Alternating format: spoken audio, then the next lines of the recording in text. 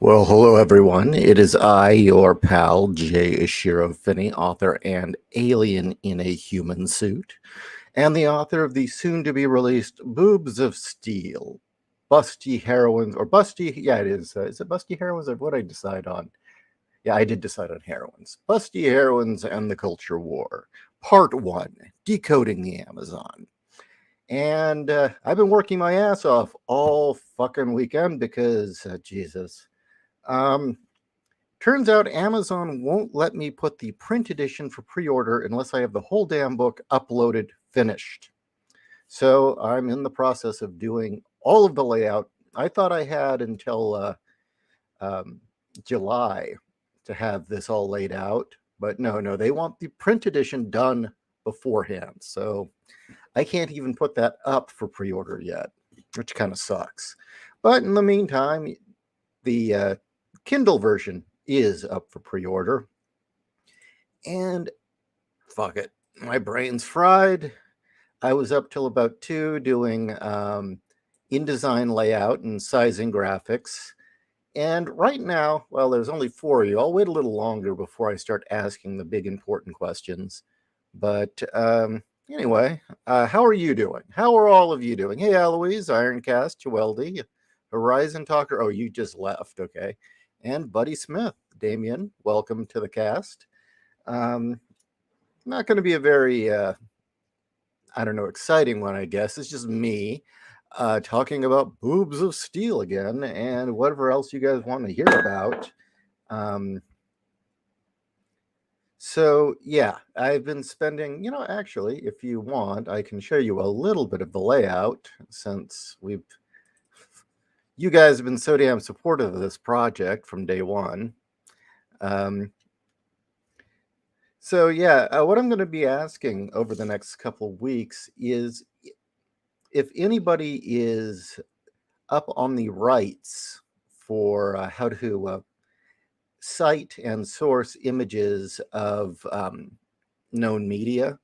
Now, in the old days, the way it used to be back when I was a professional journalist, I guess I still am now that I'm publishing a book, um, the way that it used to work is that you could print any promotional art. If there was like a movie poster or movie stills or animation stills promoting a film, or if you wanted to nab just like maybe a screenshot or a small part of a page of a comic book, you could put that into your book or article without worry because you were using it as a piece of you were using it for journalism. You weren't using it for any other purpose than news and research.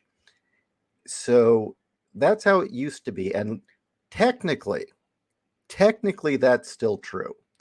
In practice, unfortunately, these days the entertainment companies have gotten so goddamn stupid, and I don't know what their issue is, so hostile that even if they send out or release promotional images for like a video game or a movie or a comic book, um, they may sue you anyway if they don't, or send you a cease and desist if they decide, well, wait a minute, we didn't want you to use it. We're okay with the Times using it, but we don't want people like you to use it. And it's just fucking retarded. So I need to get the right legal verbiage so they can't harass me. I'm not too worried about print comics. Most of the stuff I'm going to be sourcing is really old, so it isn't like all the original Wonder Woman comics. They don't care if you reprint those. Um, and a lot of that, it's not a big deal. It's the more recent stuff that's got me concerned. And also, for some reason, the anime companies are really, really sue happy. Like for instance, I think it's probably okay, but I want to use the movie poster for the 1995 Ghost in the Shell. Under the old, in traditionally and technically, because it's a promotional movie poster, I should be able to use it for journalistic purposes. But who knows? You know what? Honestly, I don't think Production IG is going to give a damn. They don't seem to be among the sue happy ones. I think Toei's the one that's really uptight. The other one that's got me concerned is now I should be able to print or use promotional art for Final Fantasy from Square Enix. And yes, technically speaking, that's true. But then on the same at the same time, I know video game companies will get stupid and try to sue people if they don't like what you're saying. So I need to find the right legal verbiage to cover my ass. Clock's image thumbnail. Disguises himself as J.Ishiro. No. No, actually, I used that image of Ishtar because that's one of the first images in the book. Because I thought that sort of made a point. Let me share some of the layout for you. Stop that one. Yes, if you want to pre-order Boobs of Steel, there is a link in the description. Now let's share a screen.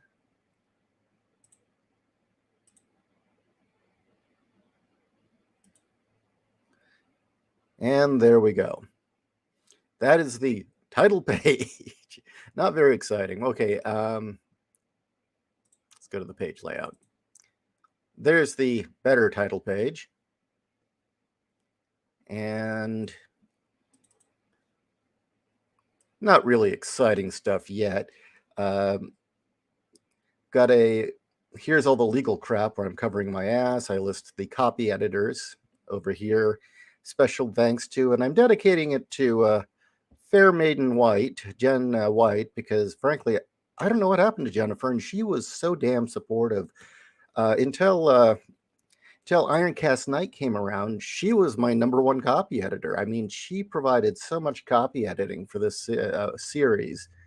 And I've tried getting a hold of her. I'm legitimately concerned, but because she was so behind the project and she believed in it so much and she helped me so much, I'm dedicating the book to her. Contents, yeah, very exciting.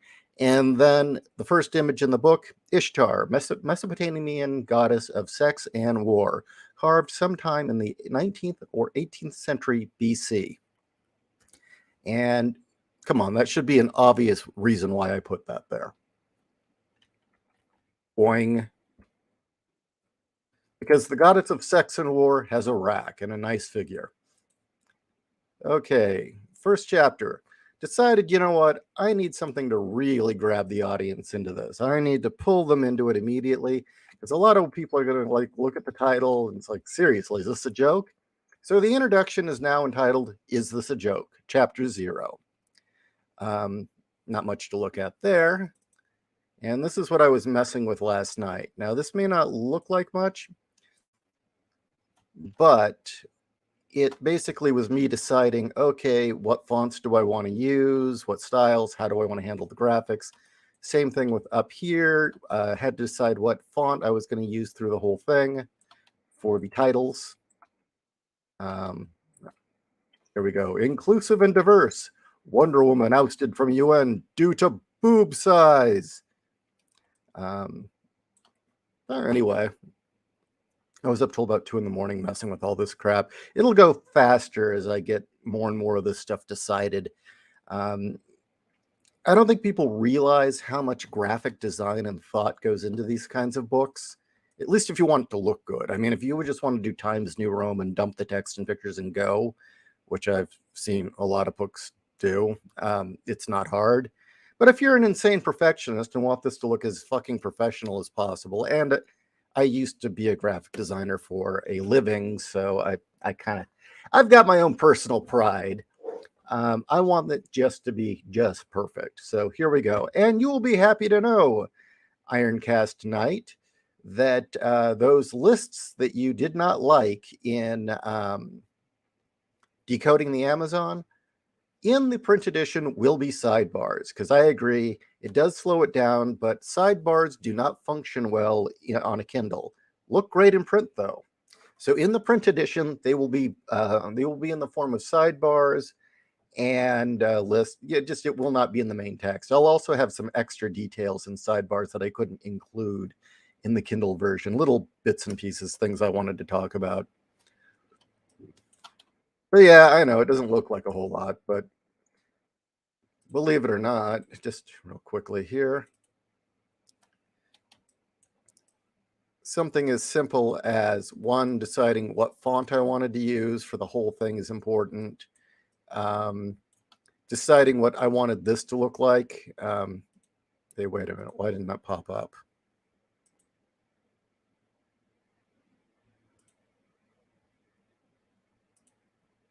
That was weird.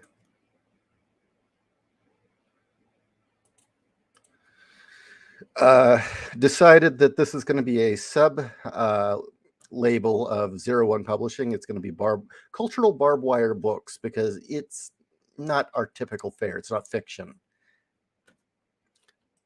But yeah, deciding something like this actually takes longer than one would think.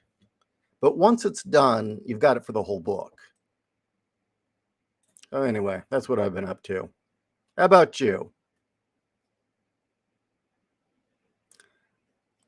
Oh, you mean Ishtar the Sumerian? Yeah, Ishtar. Although I prefer the name Anana, because I don't know, it just sounds cooler. And Ishtar, unfortunately, is associated with a really crappy 80s movie. Toei, yeah. Toei's kind of a bit touchy about shit. Okay. Toei is very copyright husky. Just ask Brendan Tenhold how often. Oh, that's not. No, that's Toho. Toho does that. Toei is Dragon Ball Z and a bunch of other stuff. That was also the company that did a lot of stuff with Go Nagai. But it's Toho, the biggest film company in Japan, that is the worst. They are like, yeah, they're the ones that have been harassing Brandon Tenhold. Okay. Ishtar, BTFO'd by Gilgamesh. Yes. And I think do I mention that did I mention that in the chapters you've read? Or does that come up in the final chapter? Because I do bring that up. And why? Hey, Fiona, how's it going? So, Ishtar has ass weakness.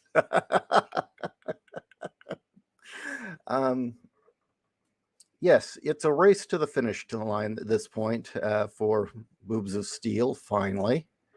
Finally. Jeez.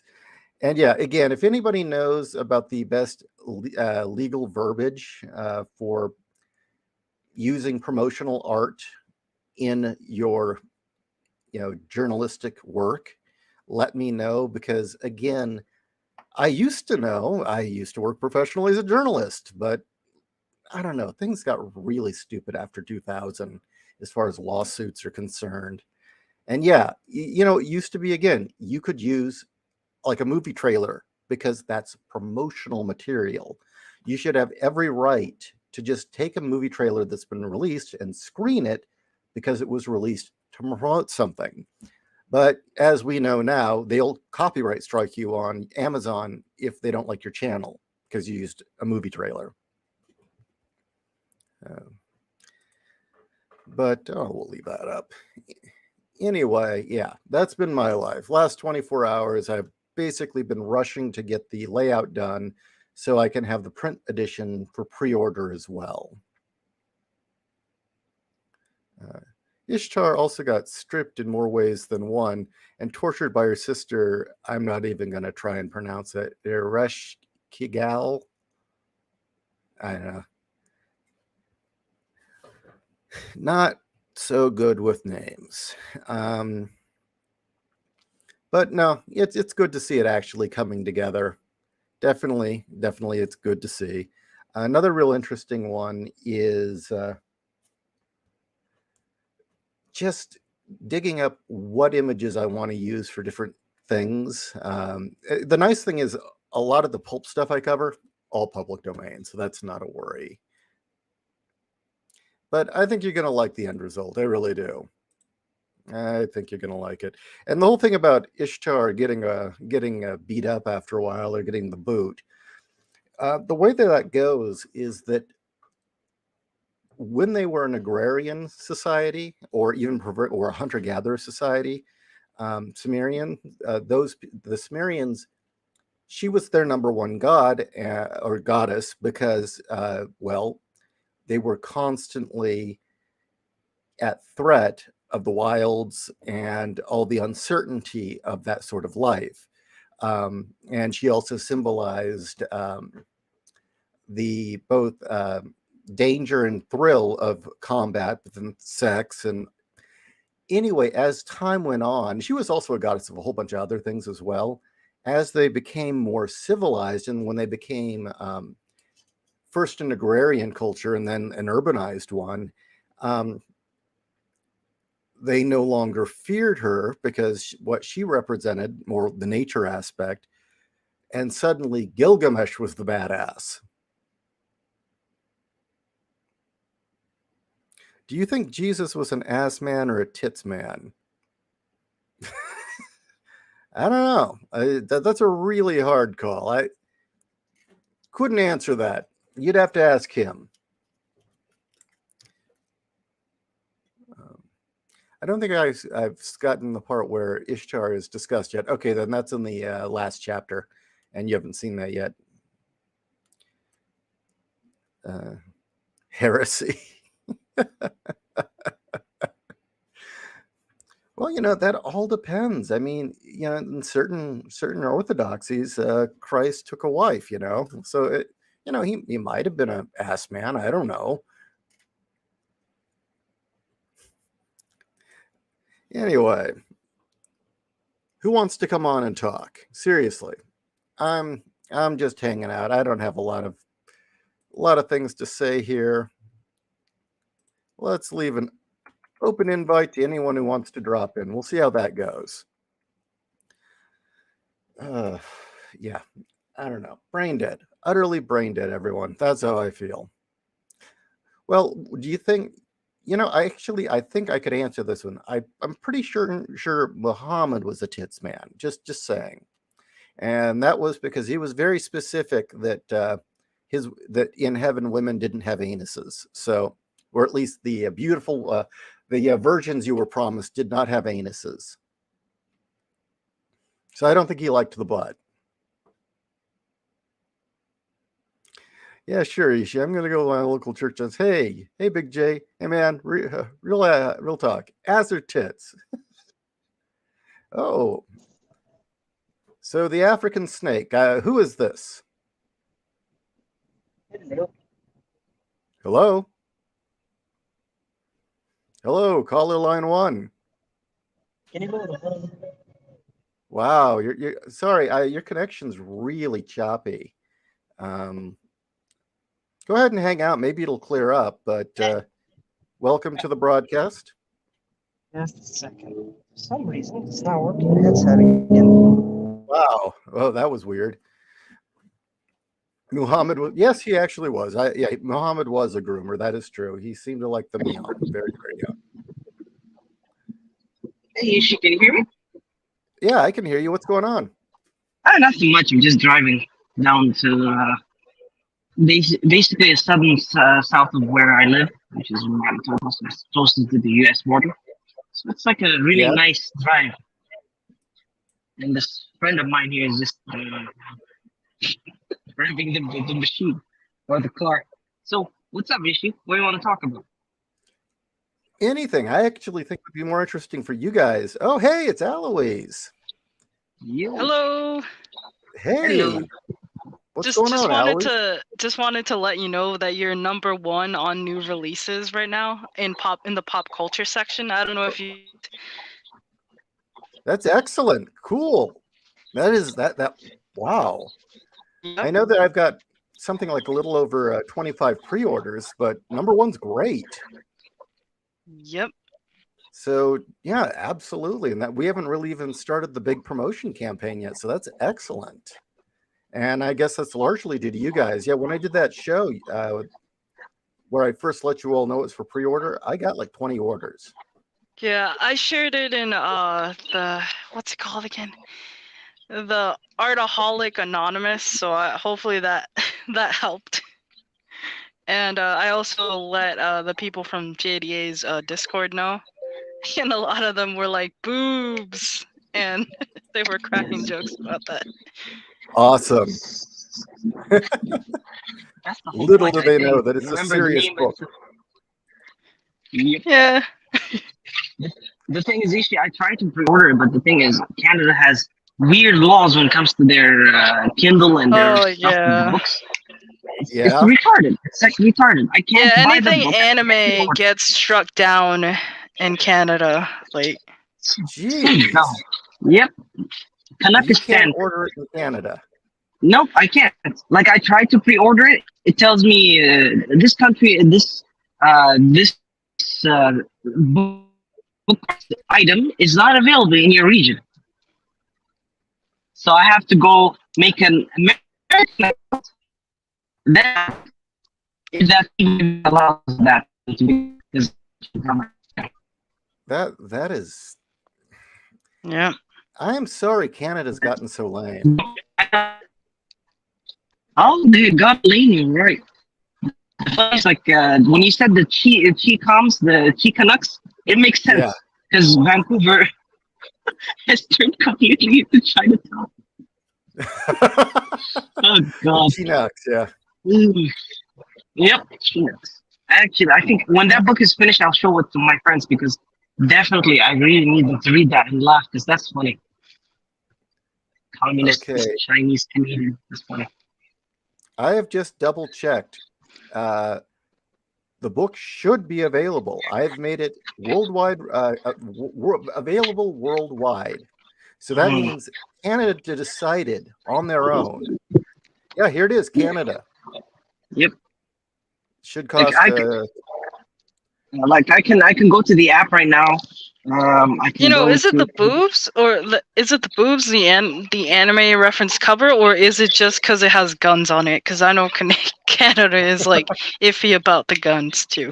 I Well- think it might be both. It might be both. A double whammy, maybe. I'm not sure. Honestly, I like the new cover better than the old cover. I think it was a really good choice. Oh, thank you. Well, depending on how many releases they're going to be, we're going to get probably between 4 to 5 covers.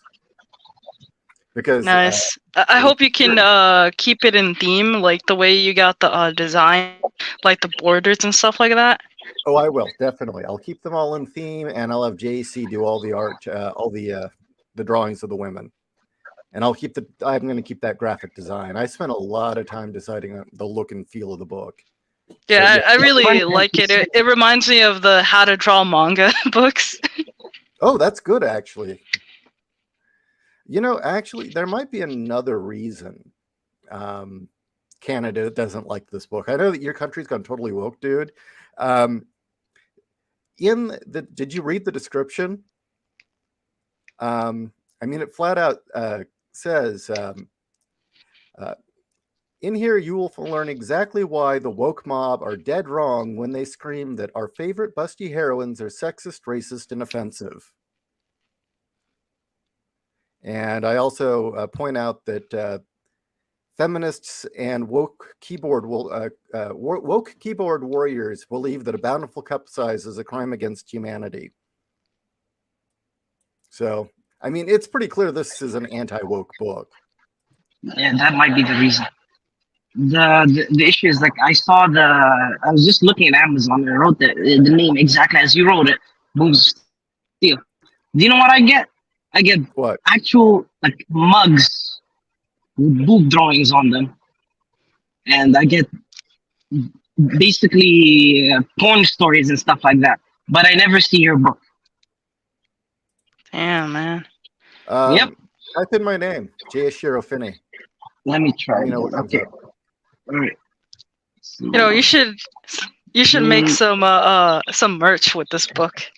I think it's possible. Absolutely. I think JC's art is so catchy as it is.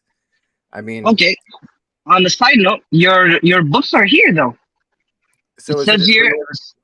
Yeah, I just see Scars, Case File Arkham Knight, Ridiculum, which I already bought, and I don't know who these are. It doesn't look like you, but it No. says Stitch Walker, the Schism. Oh, I did lettering for that dude. Oh, okay. So that's why your name shows up. Okay. And Case Arkham, Her Blood Runs Cold, and that's it. That's the only thing that shows. Click on my name to go to my profile. Oh, JC says Canada has weird things about copyright, so it could be that. I haven't violated any yet. I don't know, like, you know, different regions have different copyright laws and stuff like that. Yeah. Like with the agreements or whatever, with the, you know, the people that own the source material to whatever you referenced. So it could be different in Canada and stuff like that. Because I know lately, like, the Japanese have really gotten protective about their IP, especially with, like, the people screwing with it. I can't remember what happened. Essentially, like, people have been trying to wokeify the Japanese IP, so the Japanese are getting more protective of it. Good. I'm glad they're doing that. Yep. And I don't know, there's also been the problem of certain companies like Capcom and Square Enix just, like, caving in. So, like, it's there. I think there's, like, a rift where some companies are caving in and some companies are flat out refusing to engage with the foreign markets that push them to change their product. Well, it's not gonna hear. Yeah. No, I was just gonna say, guys, that I checked it. It says that this book is unavailable to buy it at this moment. I even have a Photoshop. I'll send it to you on Discord. Jerks. Jesus. Yeah. And I lose what you were saying about earlier about the games like the Capcom and all. Capcom literally just mentioned that we are trying to translate and talk to localizers so that our words don't hurt. Oh my god! These localizers are against the fans. Yeah. Yep, they are. Well, no, for those of you who've read all the chapters, I've loved the rough drafts that I've uploaded. It doesn't appear in this book, but it is on the Discord. In the Discord, there are chapters that will be in later books already posted. Oh, damn. And I do an entire chapter on specifically what you're talking about with the localizers and the censorship of anime and video games. I get into the whole thing with Tifa Lockhart. You know, I think I'm gonna start sharing the link to the book around with the because there's a group of Twitter people who are trying to fight against the localizers, and they want more people to understand it, because a lot of people don't understand what's going on with the whole localizing thing, where these localizers are really dead set on destroying things, and you know that's also why Japan has gotten more protective of their IP, because these localizers, they completely erase the story and then put words that aren't in the story into the books. Yeah, like for example, So there's a couple of stories like that. I've noticed a couple of games. They actually add what do you call this? I think the most famous example, the most famous example was the Prison School anime when Gamergate was mentioned. Yeah, that was so dumb. And I think that's why I don't watch anything. Yep. I only watch. What else was it? No, it was a dub that did that. Yeah, it was a dub. Yeah, that's why I said I only watch subs because of this. Because every time any show that is dubbed in English, they ruin everything. What's it called? I think Dragon's Maid had a dub where not a dub, a sub where they translated. I don't know what it was. It was regarding one of the dragon characters not wanting to wear something or something, and then they just inserted feminism into it in the subs. Oh, yeah, I remember that one. What you talked about, Aluz. It's basically her name is Quetzalcoatl, and she was wearing clothing that she likes, and then in the story is like, she says like, it's just it's eye candy, it's a joke. That's literally in the Japanese version. In the English version, or the sub that is done by the localizers, she says like, I don't want to adhere to the standards of what the patriarchal society wants. Like, she literally went on a rant like that, and people were like, what the hell brought this into the story? It's never been there in the story before. Yep. Yep. Yeah, the feminist right here. Hold up, Well, I'm I trying. repeat, woke people suck. They're colonizing our media, and Yep. yeah, we need to fight back. Absolutely, full force. We need to fight back. Now, you Yep. said that there's the people trying to fight this. Yeah, there are people on Twitter trying to fight the localizers damaging the original stories and authorial intent, because a lot of these people don't believe in authorial intent. They're people that the localizers, I mean, they don't believe in authorial intent. They believe in death of the author, and Yeah. I think that's causing a lot of this, because so many people that are, these localizers being death of the author people with their freaking head cannons and whatever, they're changing a lot of shit, and a lot of anime and manga fans are not happy with this. Yep, that's a given. And this is why I don't really buy a lot of manga and anime stuff, because like I don't even know if it's actually showing the original stuff. Like, I don't trust these translating companies at all, and that's why a lot of people are turning to piracy Handsome. because of that. Yeah, they're Yep. all going to piracy. Yep. I'm sad to say this, but I can't support any of these comic books or anything like that, because every time I check these stories, they're all the same. They always change the what they're supposed to say as characters to appease some kind of political dogma of some sort. No, I mean, the worst thing to ever happen to entertainment was when they decided to fire all the experienced people, when they decided to fire all the fans and all the people who really cared, because they were more expensive and they spent all this time working there, and replace them with cheap college graduates who all pretty much came out of women's studies to meet a diversity quota. Yep. And that's really where it all started. And the worst thing is now these same people right now are going on to strike, which is kind of funny, because like the cycle repeated itself, and they're gonna get fired. Like recently, even The I think, writer strikes. yeah, Doomcock was talking about it as well. Like they're gonna get hit hard. Now is not a time to strike. Oh yeah, they did strike, and that's the funny thing. Yeah, They're all gonna get fired. Yeah, they are. Yeah. Hollywood's about to collapse. Now Yep. is not the time to strike. I mean, So Neostar says, "Where do I sign up, Aloise?" And I don't know what he means by that. do you mean join the Discord or get the pre-order link? I'm on my phone right now, so I have to I'm trying to log into. That's okay. Yeah. Yeah, I would put up the Discord link, but the account, for some reason, I'm not a moderator anymore. I think it's because you have two accounts, Ishi. I don't know if you know that. I do, and I have no idea how I started the second account, but the other account I can't get back onto because it's registered under a non-existent email. What happened to your email? Yeah, that's the thing. I don't even know how I got through with I typed, it was a typo. I entered my email, but it was a typo. And for some reason, it let me register.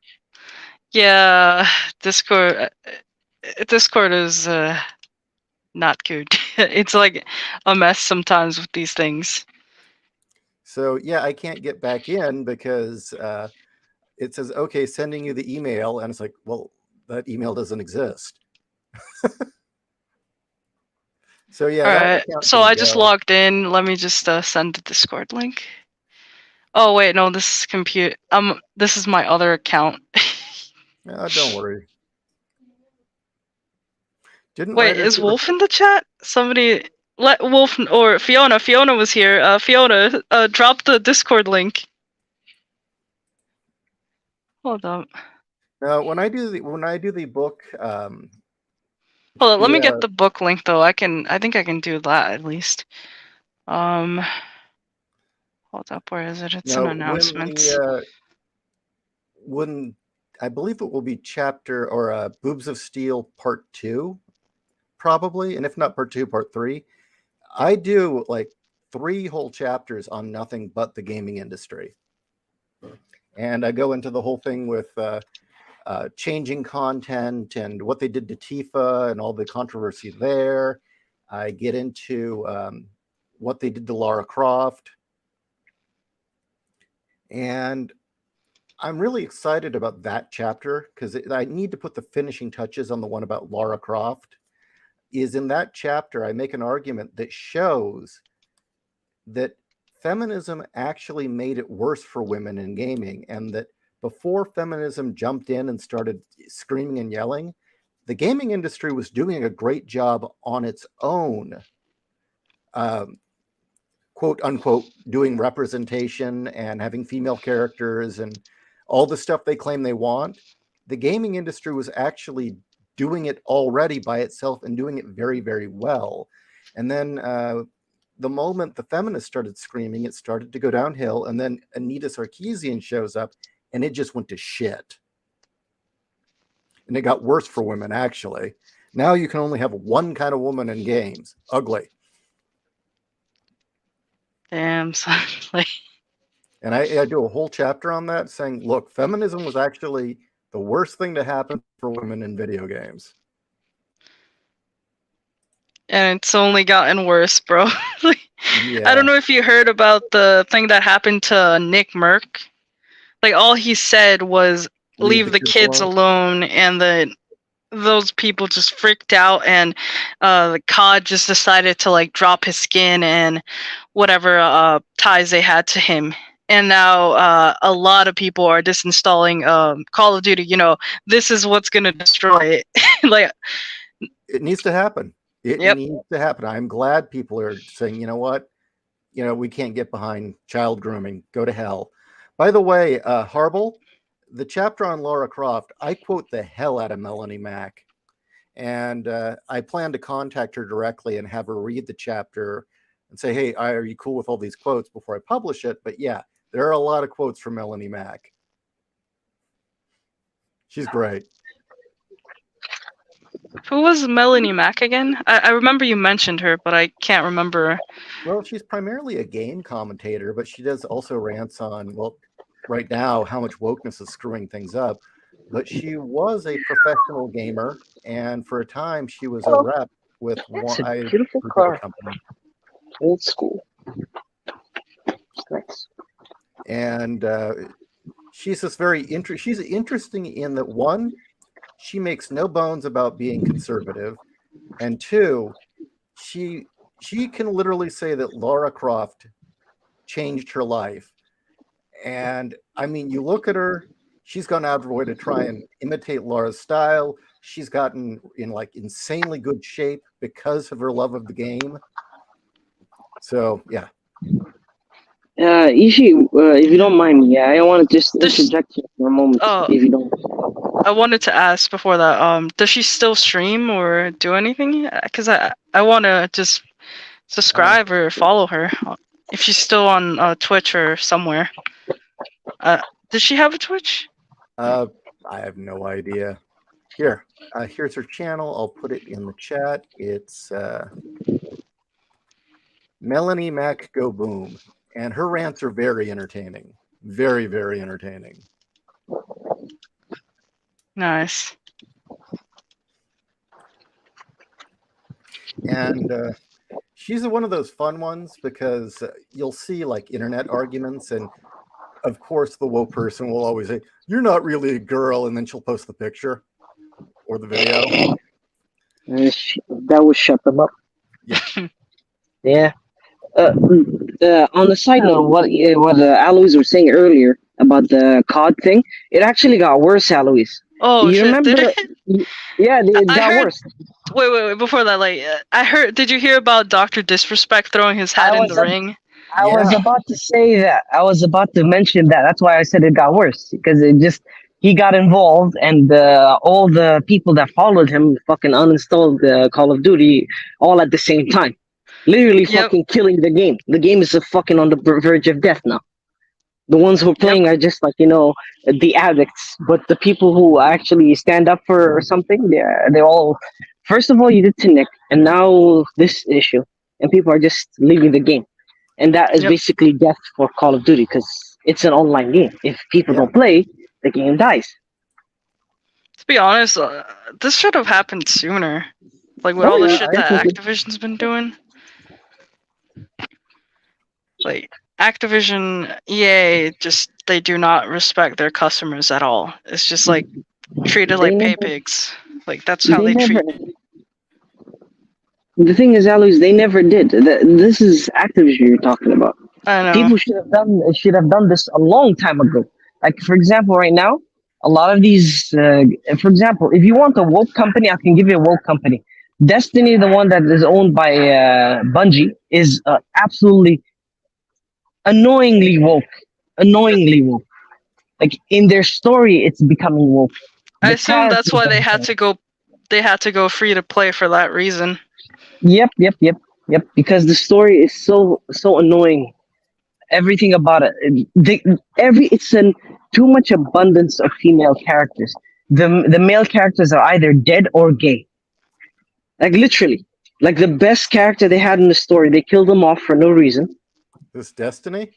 Yeah, this is Destiny 2 specifically. They killed off the main character.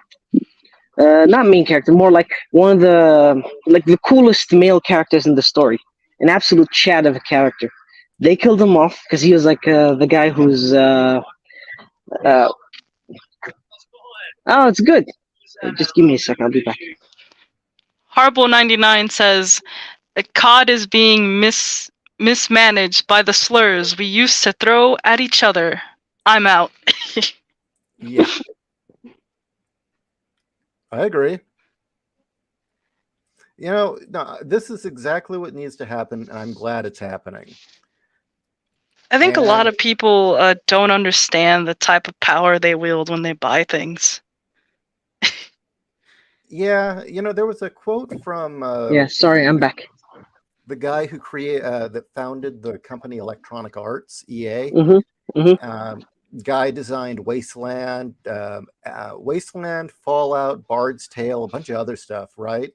And he said that after a point, the company got so big that he realized they were hiring the kind of people they began to hire people that they didn't like because they needed them to do jobs that they didn't like to do. Well, like accountants and shit. They were hiring accountants and marketing people. And he said at some point he one day woke up and looked around him and said, "These are all the people I fucking hated in high school." And now I'm working right beside them. And that's when he decided to leave. I don't blame him. Yeah. But The thing is, Mr. Ishii, the thing is, every time when you're talking about creative people, if creative people are free to do whatever they want, they create beautiful stories and beautiful information. The only issue is that in order to maintain some sort of system, you need to have people who manage that type of system. And the worst thing is that the ones who manage usually are the ones that are, how can I say this, very, very uncreative, to the point where it's an anathema. It's an anathema to them. They can't create. They don't know what it is like to create. So they basically go by numbers, and that causes more problems. It's like a cycle. that they kind of have a disdain for the creative people. They do. They hate that they need them. Yeah, that's the funny thing. Both sides hate each other, but they don't realize that both of them can work with each other without hating one another. But it's just that the ones that are creatives don't explain things in the way that a non-creative person would understand. And the ones who are sadly not creative can't explain things the way that people who are pretty much creative but don't have the, let's say, the logical. You'll have to forgive me, Ishi. I don't mean that you're illogical, but a lot of the creatives that I've noticed are very, very let's say, emotionally centered, so they don't I think rely on logic. a lot of those supposed creative people, the ones you say are emotional and illogical, a lot of them tend to Hmm. be like lefties. Yeah. Like Yeah. I don't know if you guys heard about what happened to Draw and Talk. All he did was give business advice because he reads a lot about how to manage, how to start up a business and things like that. So when that whole thing with the what's it called again? That hashtag that was on Twitter, comics broke me. Yeah. Like when that Hmm. whole thing went down, like all these quote unquote creative people were going on about all the bad business decisions that they took. I mean, they were the ones signing up for these contracts, these low pay stuff, Mhm. because they did not want to work uh 5 to 9 and all that other stuff because they thought it was beneath them. So they took all these creative jobs that paid pennies and stuff like that. And Draw Yeah. and Talk was like, you decided to do this, so this is That's your your fault. fault. Your fault. But It's but And that's the it's thing. we it these sorry. these people just went after Tyler and just got his got his publishing deal. He and his friend were publishing a comic with a comics publisher, and they went to whatever, I forgot, Bard something. I don't know what the publisher was called. They went to the publisher and got his book canceled. And well, it was gonna get canceled, but Tyler decided to Yep. step out of the project and Oh, give oh, away his I'll ownership of take the it. book in order Bye bye. to protect his friends from getting canceled, because his friends Uh, don't lean as much right as he does. I noticed that when Draw and Talk said it, they dogpiled him, but when Gail Simone said the same thing, they praised her like she was the god of writing or something. Yeah. Hey, I Yeah, because she's exactly. part of You forgot. the in group, and Draw and Talk isn't, because No you problem. know he's not afraid to admit that he's not as left wing as they are. Yeah. Being a part of the in crowd sometimes is like I don't know, it's like that term failing upwards, except you get promoted into a demotion very Yeah. quickly. Well, there's a few things to kind of think about. One is that a lot of creative people, for whatever reason, drank the lefty Kool-Aid. And I was Yeah. raised in that kind of family. I was raised in a very left-leaning family, and I don't know. I saw the reality of it. I saw that what they said in action, and saw that it was bullshit and it didn't work. And I don't know. I was perfectly fine saying no, I was wrong. This is very bad, very dangerous, and damaging. And the conservatives definitely very much had a point. And once I saw that I'd been lied to about one thing, I said, okay, what else was I lied to? And I just went down the list, and it's like, shit, I was lied to about everything. And it strikes me that a lot of these creative people are too chicken shit to admit they were wrong, and will just take this to the grave, or they're cowards and won't step up when something terrible is happening. That's one part of it. The other problem is that creative people need to stand up for themselves when it comes to business people.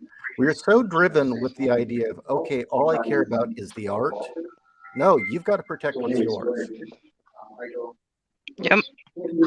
Well, to be fair, you end up having to be Yeah, like part Jason, business person in order to hold fight on. against a business person. Yep. But That's is what it they say. is it actually real business people that are doing this shit, or is it really just people that say they're business people? Because It's business people. It is. They're really out of touch. They really have no idea they are so far removed from reality at this point, and they so truly believe that there's just one formula that will always give back money. And I don't know why there's such a deep disdain. oh for man, it's creative. likely just Keynesians, and then Keynesians who think True. that Absolutely. the market can be predicted when it's quite the opposite. Oh, they're total Keynesians, and also they're Bolsheviks. They believe that no, you should buy the product they want you to buy. Oh my god, that's so contradictory. Like, African snake, your background levels. I don't know what's going on back there, but people are complaining. Oh shit! Sorry. Is it okay now? Well, we Hello? hear you having conversations with other people in the background. Oh, sorry. I thought I muted. You'll have to forgive me. Okay. Sorry about that. Oh, but yeah, and then there's also the fact that the money people don't care about anything but money. And in the old days, But and if they truly cared about the money, why the hell are they like hiring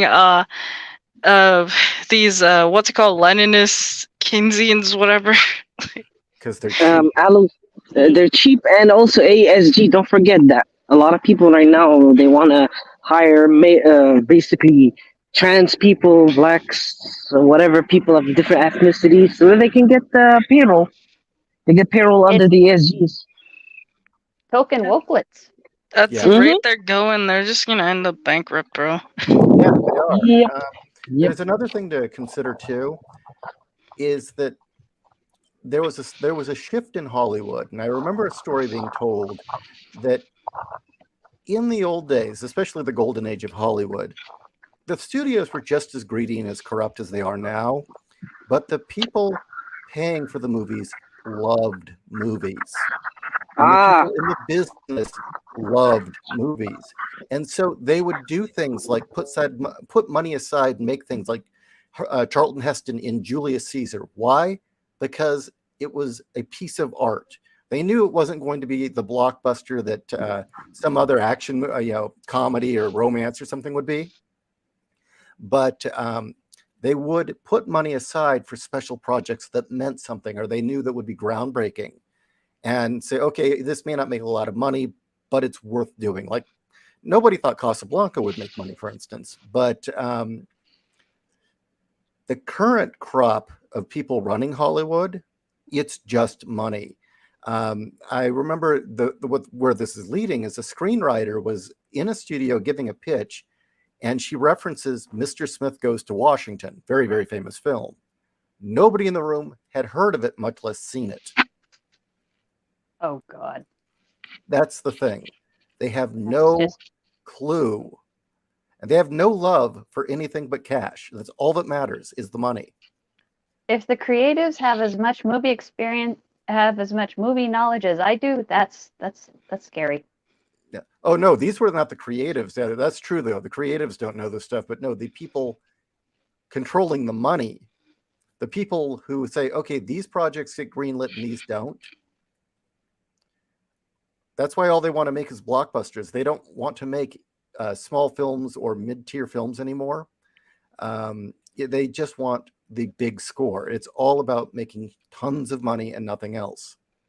They're not even really interested in building audiences. They just want the instant fad.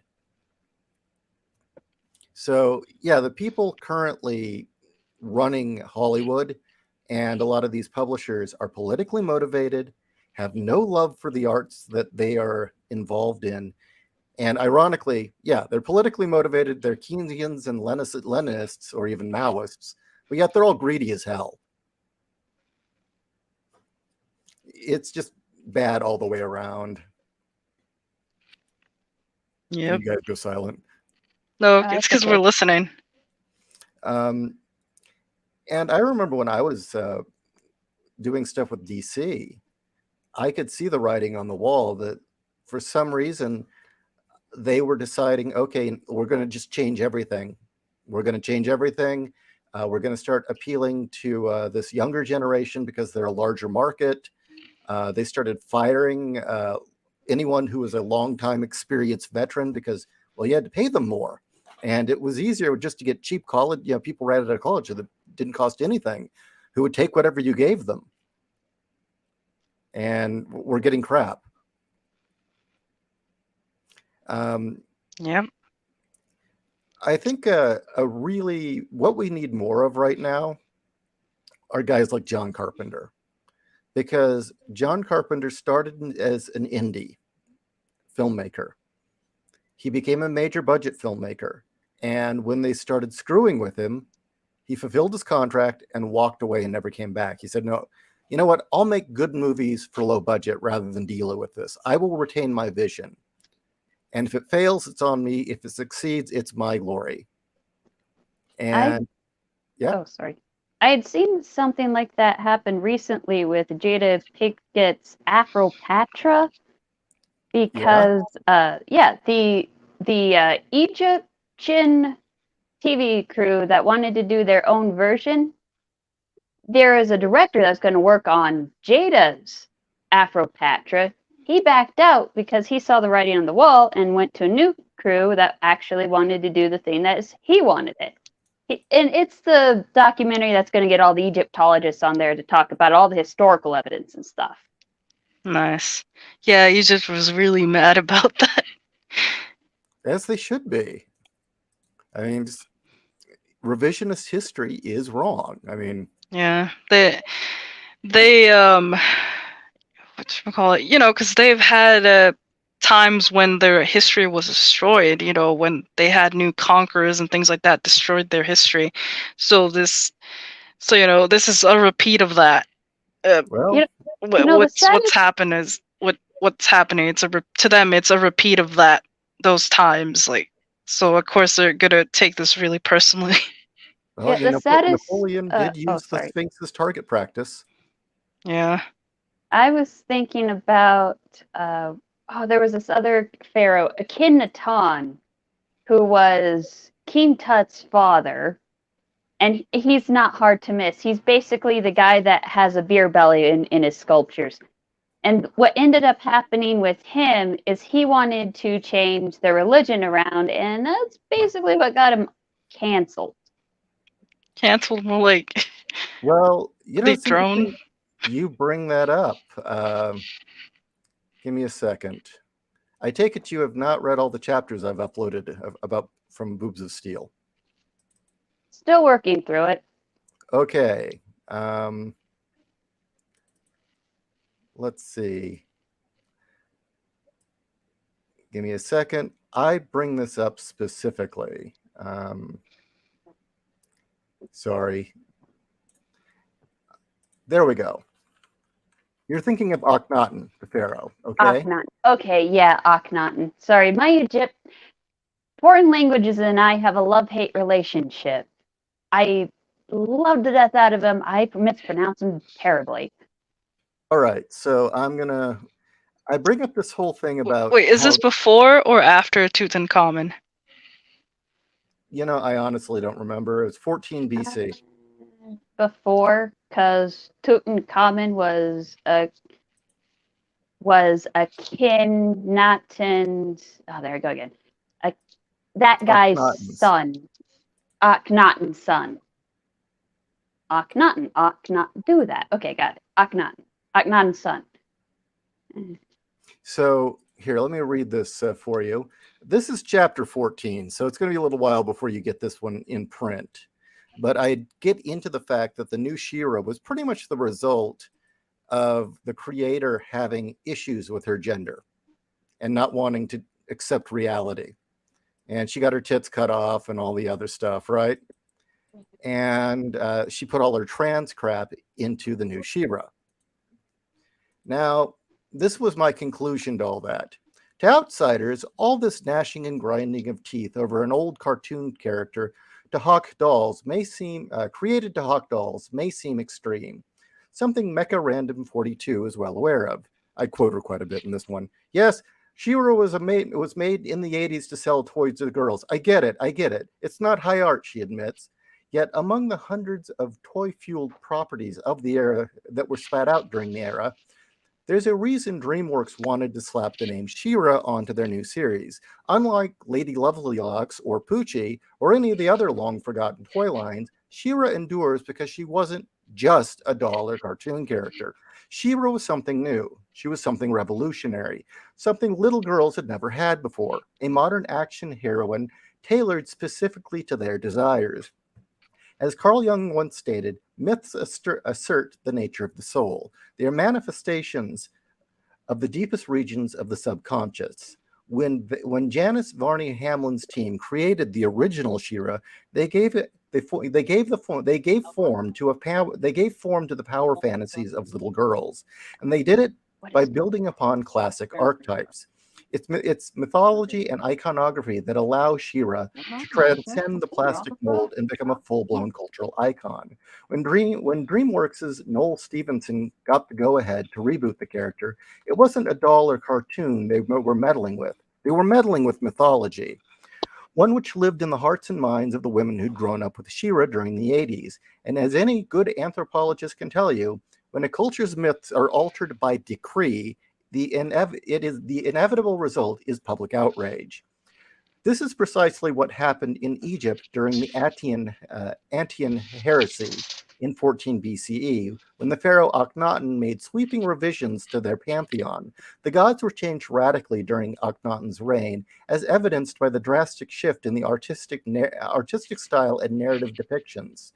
One prevailing theory of the Antiochian heresy is it was driven by Akhenaten's own struggles with his masculinity. Born with womanly hips and effeminate features, the pharaoh is known to suffer from feelings of inadequacy. Archaeological findings also suggest he may have been sterile, impotent, or even possibly a hermaphrodite. A drastic reboot of a popular mythology spurred by one's own personal gender identity struggles? Sound familiar, Hollywood? When fans cry heresy when their beloved icons are vandalized, it's because it is heresy to them. Their myths, when myths speak to us, they take root within our subconscious and stimulate the part of the brain that's reserved for religious and spiritual thinking. That's why fans will often say a movie or book is sacred to them. So, yeah. That comes later. Wow. Can't wait to get my hands on this book. Well, it's on its way. This again, that's chapter 14, and this first book goes up to chapter 5. So it may be a little while before that one comes out, maybe a few more months. But yeah. That's okay. All right, what's the audience say about all this? No, Michael Connor. Yeah, I understand, dude. Becca went off the rails. Okay, Yes, it's been awesome talking I don't to you know guys, if you. No, go ahead, Marty.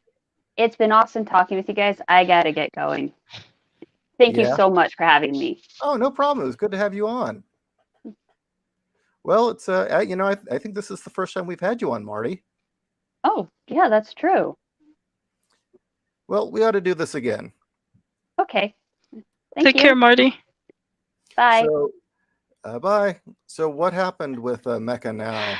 Oh man, I don't know if you heard. She went she snapped on JDA's stream, one of JDA's streams, and she tried to get JDA's channel struck down because she took out her phone and showed some porn on it to try and get the stream nuked.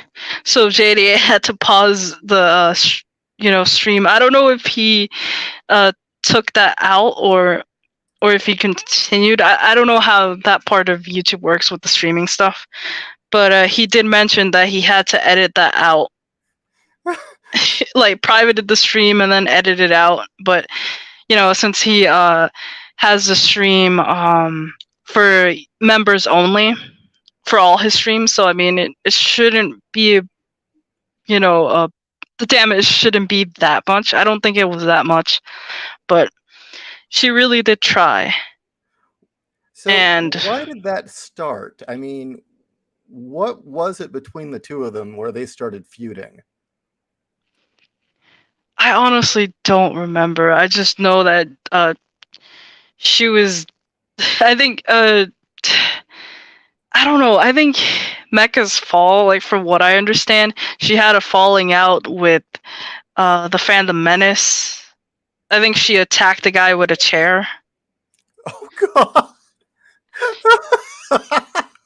And then Yeah, she attacked a guy with a chair, and then from then on, she just started rapidly losing all her audience. So JDA does this thing on his streams where he goes and looks for like random people to stream snipe, or just to see what they're up to. And she was one of the people that he did what's it called? The whole every frame a pause thing on. And because of that, she got upset. And he was like, okay, let me invite you over to the stream to give your side or whatever it was. So she was invited to the streams, and she just snapped at him. Weird. I mean, to be fair, like JDA does do drama and stuff like that, and some people just can't handle the stuff he does. But at the same time, like a lot of these people are unstable. Yeah, I don't know. Mecha kind of strikes me as possibly being bipolar. That's my theory. Yeah. But, no way to prove that, but attacking someone with a chair is kind of a good sign that she might be bipolar. Yeah. I don't know if she smokes weed or not, but I don't think that's helping her. So do you know the details of why she attacked someone with a chair, or how she attacked someone with a chair? I just know that it was I honestly don't know that far. I don't know that much of the lore with that because I don't really follow the Fandom Menace or Geeks and Gamers, and it was involving one of those guys. Me neither. Like, it might have been Jeremy, one of the Jeremys. So they were at an event or something, and she threw a chair at him or something? Yeah, probably a result of an argument. That's what I understood from what was explained to me. That's pretty funny. Okay, it says here, Mecha is a pothead. Oh, okay, then that explains why she's unstable. Pot doesn't actually help with the bipolar. Interesting. EFAP helped the guy who said Lord of the Rings film were crap to have a redemptive arc. Mueller and co. Okay. Yeah, they're good people. I just don't know. I don't follow them like that. Yeah. So I don't know like the exact details of the lore there. I try to. Okay, I don't know about JDA, but first, off the rails issue, she attacked Tom Converse, calling him a misogynist. Oh, damn. Okay, so there you that's who go. the guy is. I thought it was one of the Jeremys. That's what someone else said. That's still funny. John is a good guy. I would say he does some drama personally, but I like John. John's good. A lot of the people he goes after go after him first. Like all these people, they give as good as they get. Yeah, oh no, he's not one of those people that just goes out and starts shit. Definitely, no. And a lot of the times, I've noticed if he rips on someone, it's really not that bad until they react. Yeah. Not like he does anything too awful. They just freak out. I mean, and okay, I'm just gonna say, since John's Hispanic, I saw Becca's tortilla stream. I mean, as a Mexican, he had every right to be offended. Those were not tortillas. I think that's what started it. Actually, I think it was that tortilla stream. Him ripping on her cooking. I think so. Yeah. Okay. Was it that, or I think it was? I think that's when it really got heated. But before that, he just I don't know, clicked on a stream or something that she was doing on like one of the topics back when the Johnny Depp stuff was trending. Oh, he's not Mexican, JC? No, I always thought he was. He's Californian, but well, yeah, he's Mexican American. I don't know. Hispanic? I think he's might be Spaniard. Spaniard American. Yeah. At this point, it doesn't really matter, but I know why doesn't he call himself like the top selling Hispanic author or something like that, or the Latino author? He's got a great catchphrase. Yep. And it drives like the Wokies insane. Oh, there's Cuban in him. Oh, that's why he's spicy. He's But a you don't want to get Cuban? into it. I mean, I guess that explains a lot then. Why he's not all falling for the socialist shit. And it kills me that a lot of people that are descended from like Central Americans, like they're still carrying on a torch for socialism. Are you guys insane? Like our families left those hellholes for a better life, and you're just making it worse. Yeah, what Like- are you guys, stupid? Like none of these people think to question things. Like that's what bothers me. Like everybody's just going along with shit that they're shown in school, and I've always had like a curious mind, and I've always questioned everything. Like, Well, they're finally in California. The Hispanic population is finally beginning to back away from the left because they're all Catholic. Yep. And they're not okay with all this trans crap being taught to their kids. So, Yep. at least according to Janelle, that's what's going on. Yeah, that's true. Like a lot of I find that a lot of what preserves people is really like just hanging on to the religion and stuff like that. Like I know my own family, like the ones that are still religious, like they don't buy into any of the stuff that's going on, but they still kind of still vote blue because they've been told that the Republicans are out to get them and stuff like that. The question is, why did they believe it? That's the question. Why did they fall for it? I don't know. And that's the one that always gets me, is why was I that think person- it's the news. It's the news, I think, because a lot of them watch Univision and stuff like that, and Univision is owned by, I think, lefties. It is. It is. And it's always been touted as supporting like immigrants and all that other stuff, supporting Hispanics, and they don't really make differentiations. They just all combine everybody into one ship when it's not really like that. No. Well, it'll be interesting to see if they stick with Univision as they keep being told, "Hey, yeah, cut your kid's penis off. It's good. You want to do Univision this?" doesn't really focus on that. It's not gotten into that. No, it never does. Because I think if it starts doing that, they'd probably stop watching. Because I do know that for a while they were really pushing the feminist thing. Yeah, the feminist thing, like, I think, I don't know, maybe it's because it's usually women who are watching it, so, like, and I mean, people all the time hear tales about the sexist Hispanic guy that's a drunkard and beats his wife and shit like that. And So, that is a stereotype they love to build up. yep. I mean, that is a stereotype that I've noticed the Mexican American community in California just clings to, whether it's true or not. And it all has to do with the dad's a drunk asshole and therefore mom's a saint. That's the When notion. when it's in reality, it's likely the mom is a harpy and the dad is coping by drinking. Yeah. Or in a lot of cases, at least in the I guess before 2000, it was a lot of the men were just out working nonstop.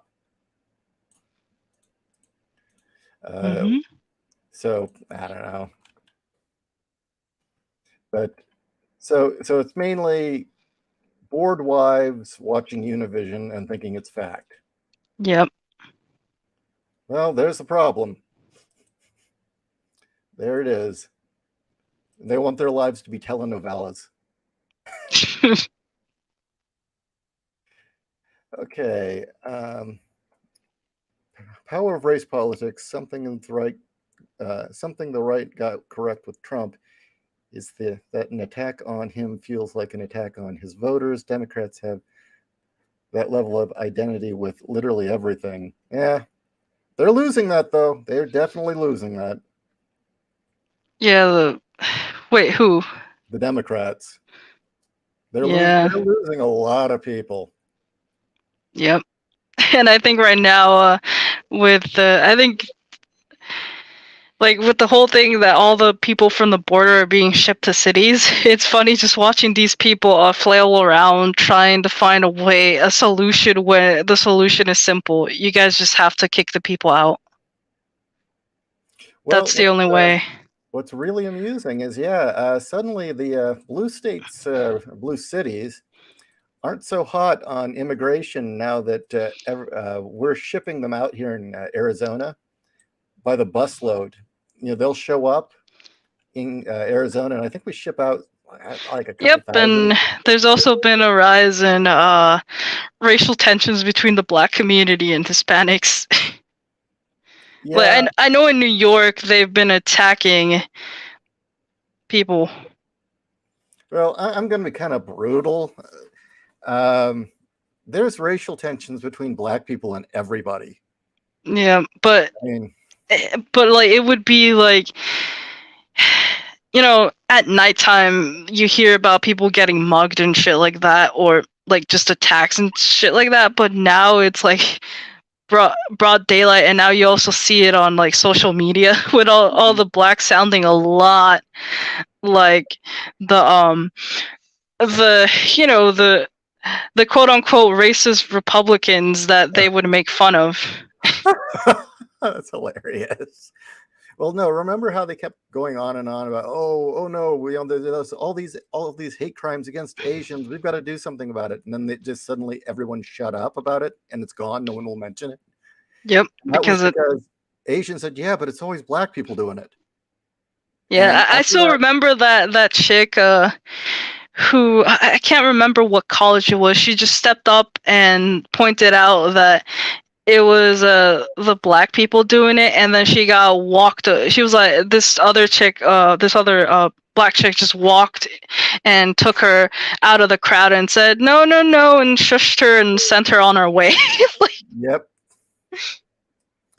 But and when her message was, we should all learn to get along, instead of just signal, like, she didn't have the Asian lady had no interest in like signaling out white people.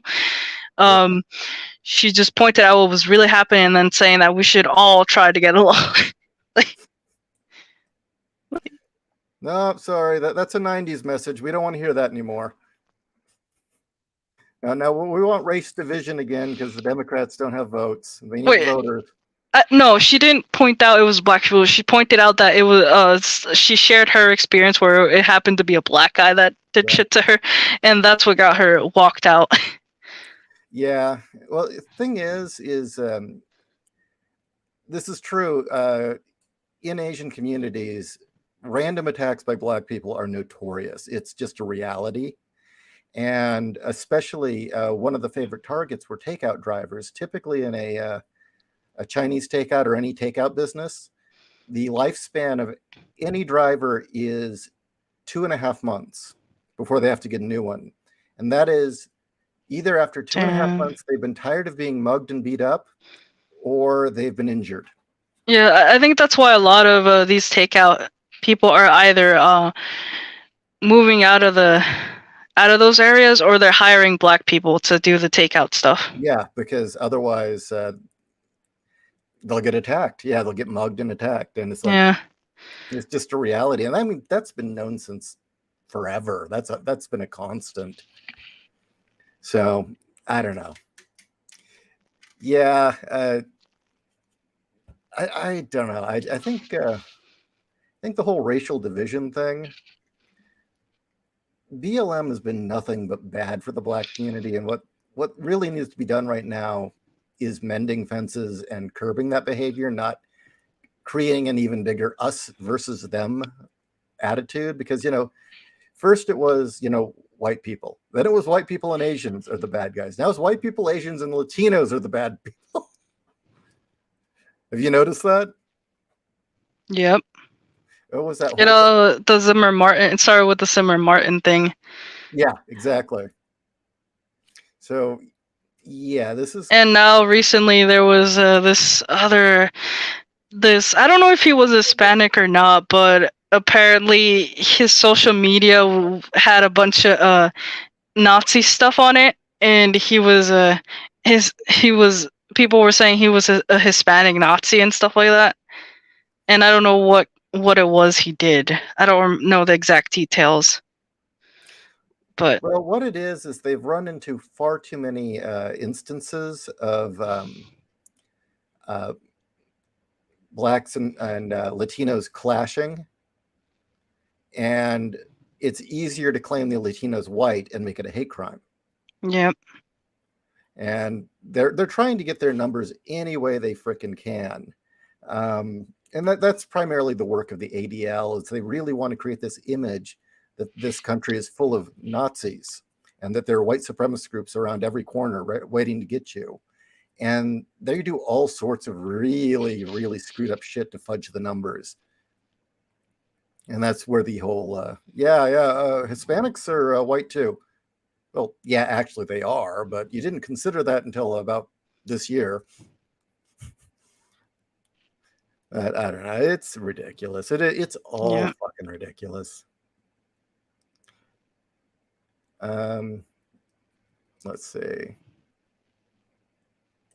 Wait, you meant the Nazi Hispanic with a Russian social media? Yeah, exactly. Oh, you can't mend fences with intersectional teachers. Those are Kool-Aid drinkers. You can't deal with the cult. Cultists are without hope. They can only save themselves.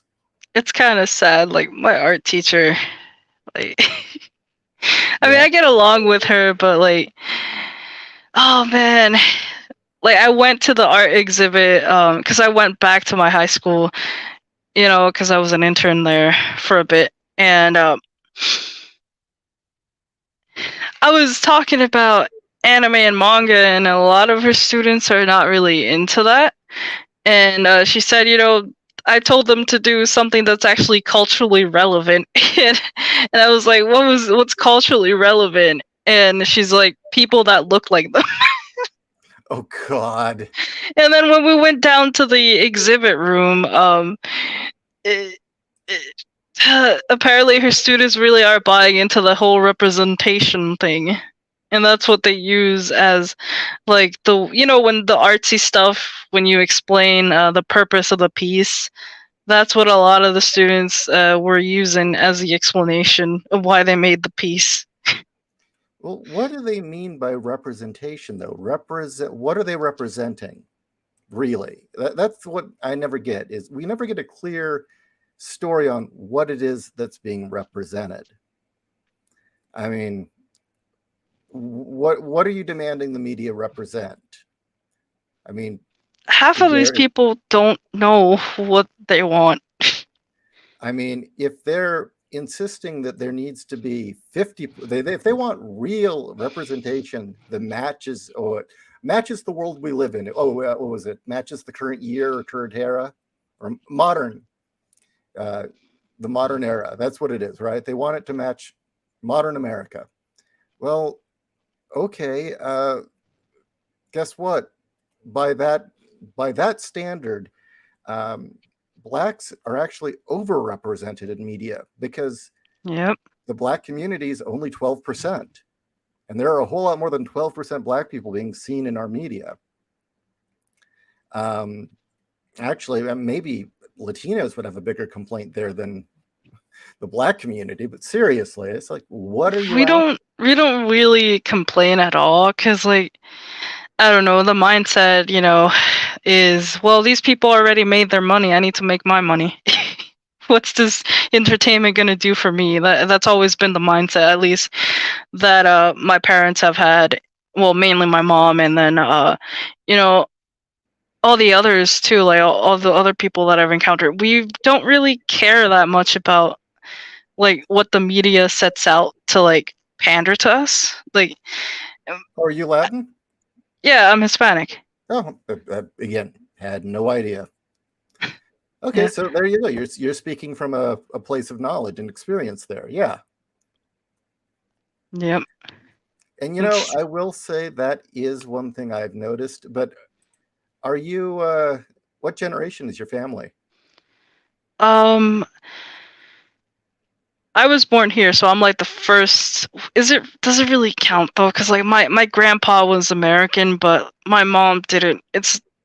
My mom didn't really know him, and he went back to the States, and then she was born over there, but she came here, and stuff happened, and then I came to exist here. So like, Oh, I was born wh- here. when did she come here?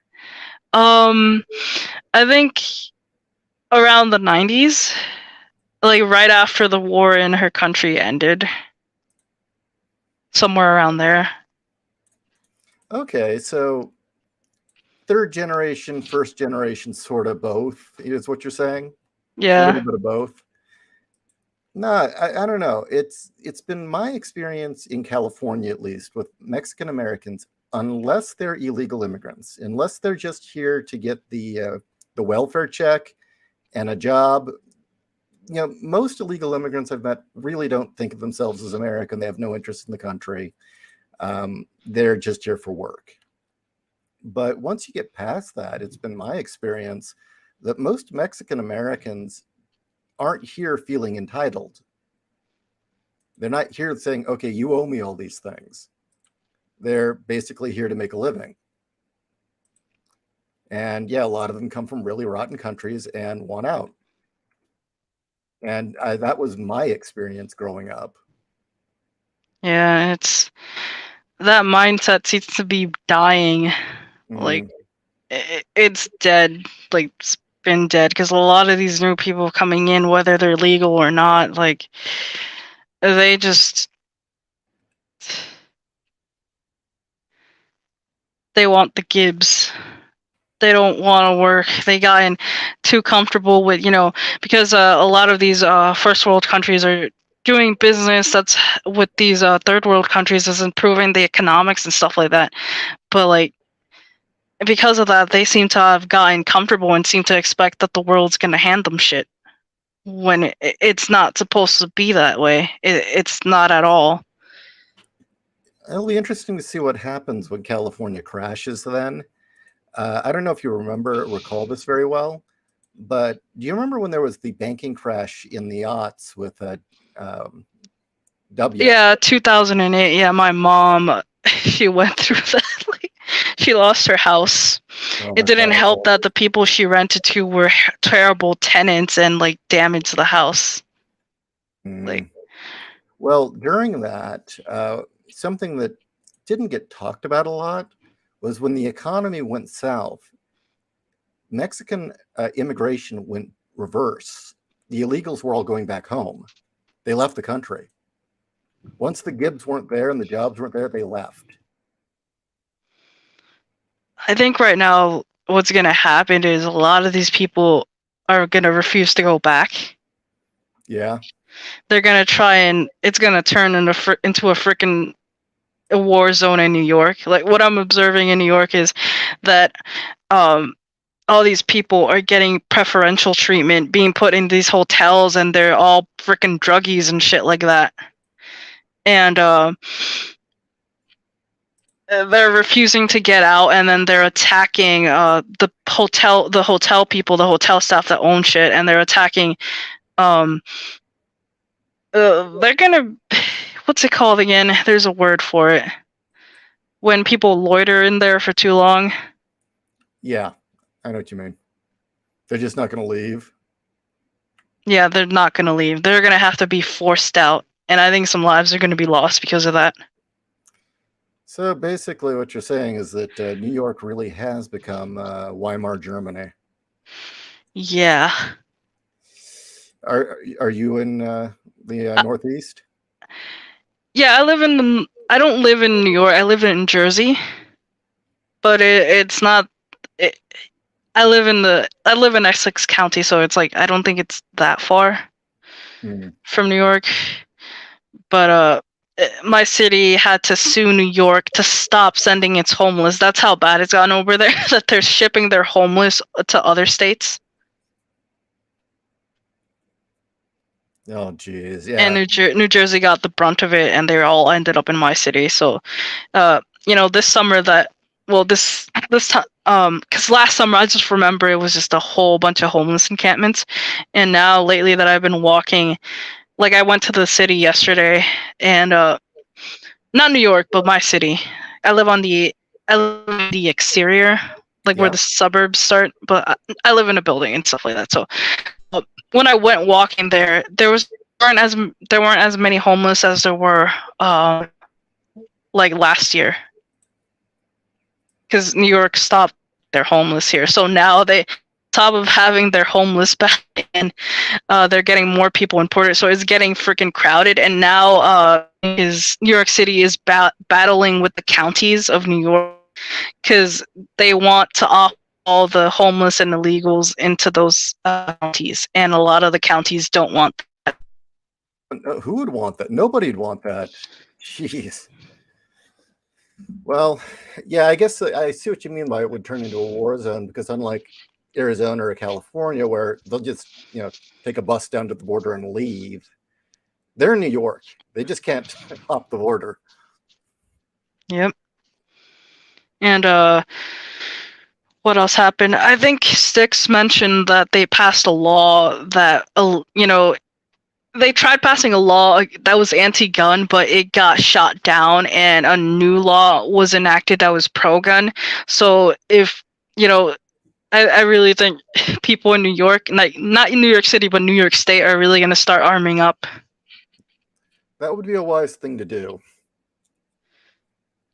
All Yep, right. because from what I understood, the courts there ruled in favor of the mayor of New York, so they're really going to start shipping out people from New York City to the New York counties. So yeah, it's a mess. Well, I'll ask you one more question, then I'm going to go get some lunch. But so you're taking art classes? Who, me? Oh no, I don't take art classes. That I just go sometimes to visit my teacher that's from the old high school that I used to go there. Sometimes Oh, I okay. intern there a little to make some pocket money and stuff like that. Oh, okay. Wasn't sure if you did art yourself. Yeah, I used to draw in high school, like before high school, and then I kind of because I went to a school that had an arts program, and it just kind of killed my will to draw, and I just fell into like just reading a lot instead. I can understand that. Okay, everyone, I'm going to call it an afternoon, but thank you for joining us. Reminder, Boobs of Steel is now available for pre-order on Amazon. Link is in the description and in the chat. Thank you, Fiona. And I will have the book out by mid-July. Hey, thank you for joining me, Alois.